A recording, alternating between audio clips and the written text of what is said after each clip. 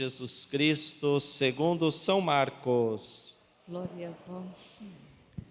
Naquele dia, ao cair da tarde, Jesus disse a seus discípulos: Vamos para outra margem. Eles despediram a multidão e levaram Jesus consigo, assim como estava na barca. Havia ainda outras barcas com ele. Começou a soprar uma ventania muito forte e as ondas se lançavam dentro da barca, de modo que a barca já começava a se encher. Jesus estava na parte de trás, dormindo sobre um travesseiro. Os discípulos o acordaram e disseram: Mestre, estamos perecendo e tu não te importas? Ele se levantou e ordenou ao vento e ao mar: Silêncio, cala-te. O vento cessou e houve uma grande calmaria. Então Jesus perguntou aos discípulos: Por que sois tão medrosos? Ainda não tendes fé? Eles sentiram um grande medo e diziam uns aos outros: Quem é este, a quem até o vento e o mar obedecem? Palavra da salvação. Glória a vós, Senhor. Queiram se assentar um breve instante. Queridos irmãos e irmãs, o Evangelho de hoje nos apresenta esta bonita passagem da tempestade acalmada por Jesus. Esta barca representa a história, seja da nossa vida pessoal, quem sabe essa barca represente a história da sua família. A barca pode representar também a história da nossa igreja, a história da comunidade. Uma história muitas vezes marcada por fortes tempestades, por dificuldades, por ventanias, por desafios, e que, mesmo tendo Jesus dentro da barca, não significa que as tempestades não venham, não significa que as tempestades deixem de existir. Primeira grande lição deste Evangelho de hoje: estar com Deus, convidar Jesus para a nossa história, para a nossa barca, trazer Jesus para dentro da nossa vida, não nos dá imunidade, não nos dá isenção dos problemas. Vocês já não ouviram a seguinte expressão: meu Deus, eu rezo tanto, tanto e parece que tantos problemas vêm na minha vida? É às vezes a compreensão de que rezar e estar com Deus, a gente tem a ideia de que é estar livre de problemas. Não. Olha aqui, os discípulos tinham Jesus dentro da barca, Jesus ali ao lado, e mesmo assim as tempestades vieram.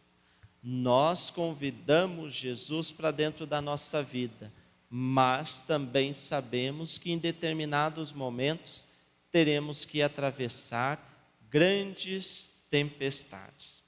No entanto, o que acontece no momento decisivo, no momento mais assustador, os discípulos repreendem Jesus. Jesus, nós estamos perecendo e você não se importa? E aí Jesus primeiro levanta-se, manda-se acalmar o mar, a tempestade, mas depois dá um puxão de orelha neles e diz assim: por que vocês são tão medrosos? Ainda não têm fé?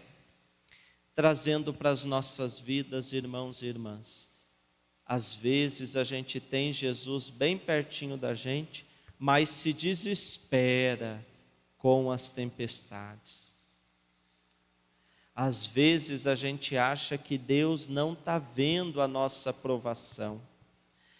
Às vezes a gente imagina que Deus está distante, que Deus não se apercebeu ainda das nossas dificuldades. E aí nos vem o puxão de orelha. Por que tanto medo? Não tendes fé? Ainda não encontrastes a fé? Irmãos e irmãs, este evangelho de hoje, em primeiro lugar, é para nos mostrar que devemos convidar Jesus, ter Jesus em nossas vidas.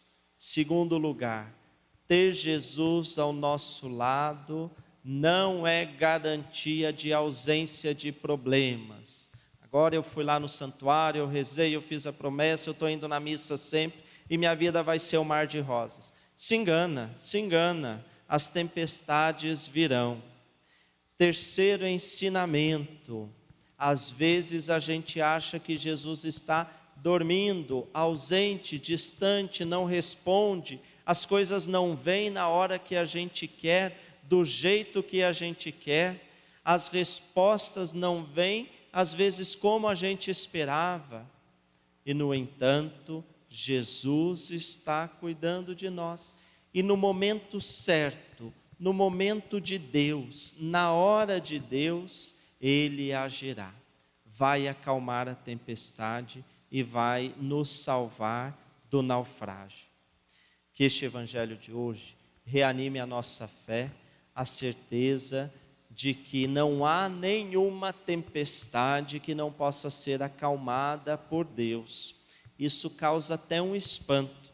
No final, os discípulos diziam: nossa, quem que é esse a quem até o vento e o mar obedecem? Tamanha grandiosidade e poder de Deus. Se você, tenho certeza, olhar para a história da sua própria vida, você vai perceber que em determinados momentos você pensou assim: não tem jeito, não tem solução. Mas de repente, providencialmente, as coisas se reorganizaram, a força e o poder de Deus se fez presente e tudo se solucionou, não é? Eu tenho experiências múltiplas na minha vida dessa ação de Deus. Basta a gente confiar, basta a gente ter fé. Louvado seja nosso Senhor Jesus Cristo.